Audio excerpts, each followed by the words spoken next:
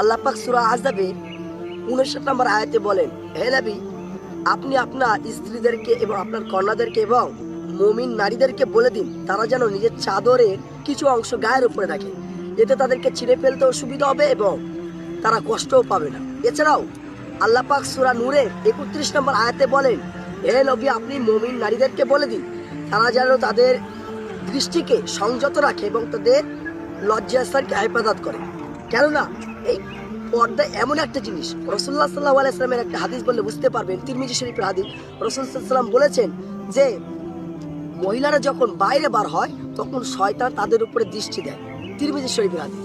আর আর আবু দাউদের একটা হাদিস যে মহিলারা যদি সুগন্ধি মেখে কোনো পুরুষের সামনে দিয়ে যায়, গায়ের মারাম পুরুষ, তাহলে সেই ক্ষেত্রে তাদের জন্য সেই মহিলাটা ব্যভিচারিণীর দলভুক্ত হয়ে যায়। আল্লাহ পাক আমাদের সকলকে পর্দা করার তৌফিক দান করুন।